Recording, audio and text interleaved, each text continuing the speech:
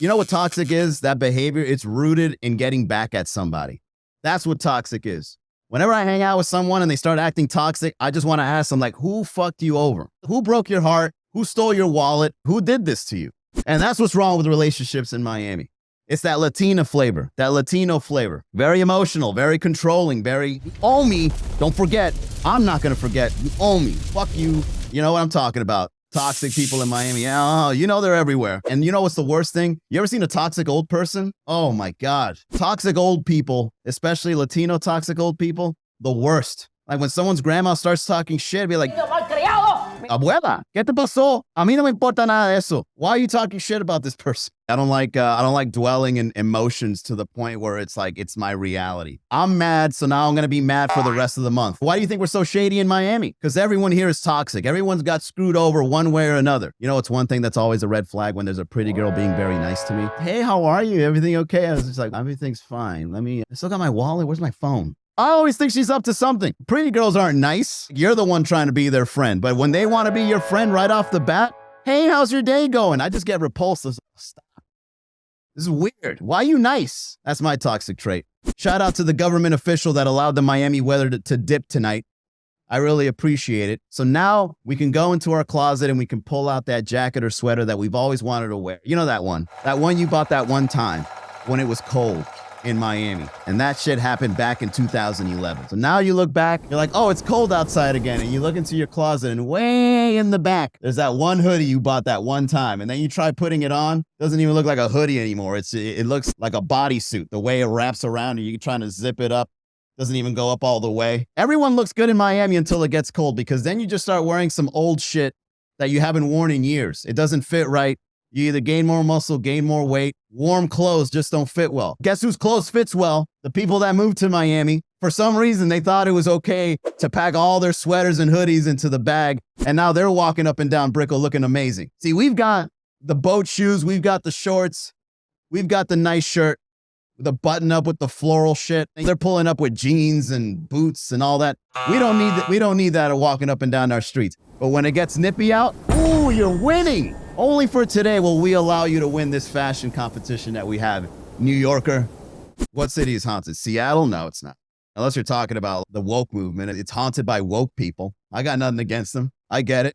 But they make themselves easily spottable. That's the problem with the people behind the woke movement. You guys put yourselves out there to the point where I can look across the street inside of a restaurant and I can point you out. You're calling too much attention to yourself to the point where, like, people see you and then they judge you. Bigoted people who are prejudiced, they're hidden. You don't know someone's racist until, like, they say something racist, right? They're undercover in society. You don't know they're there until they show up. When you're woke, it's, oh, look, way over there. There's one right there. You got to be tactful. You got to have strategy. You got to hide amongst the people. And then when someone says something you don't like, that's when your wokeness comes out. Yeah, that's right.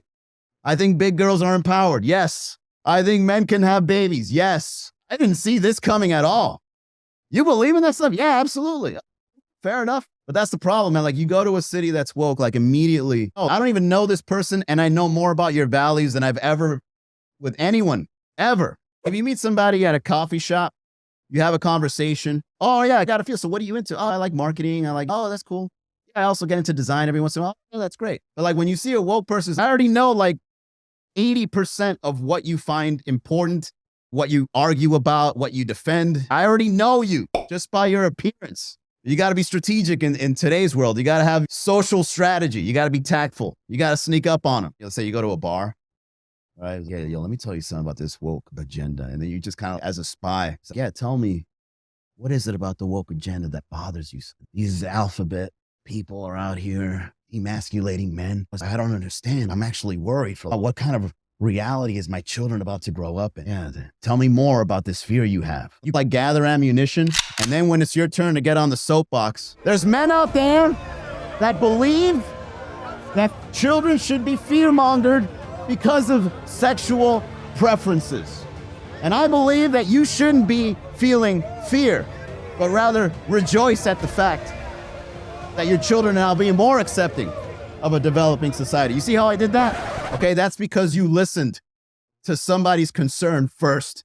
All right? That's the secret of communication. It's not about you yapping. I'm gonna say something. You gotta listen to what you're up against first. Tell me more.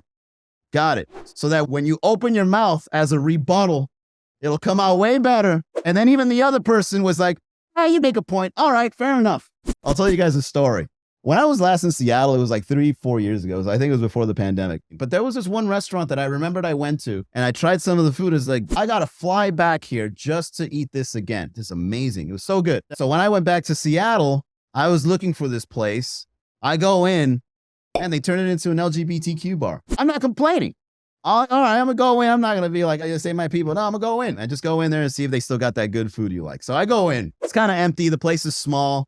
And there's a trans lady, like really tall, very tall, bulky trans lady. And she's doing bingo night. I didn't notice this right off the bat. Like I'm looking at the menu, but then like when she goes, oh, look, we have somebody new coming in and joining us for bingo night. And I'm like, hey, everybody. Yeah, here's a small 6 people there.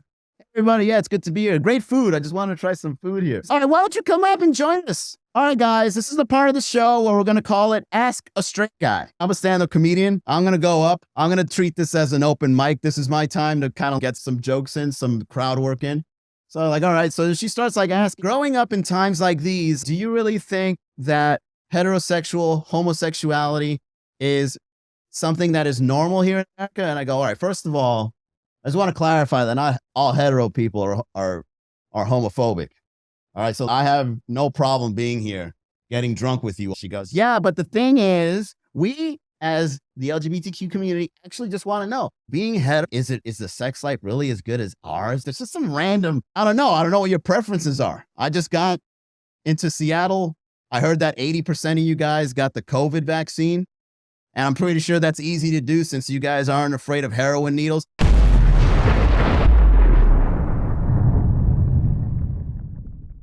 All right, that's enough. Thank you.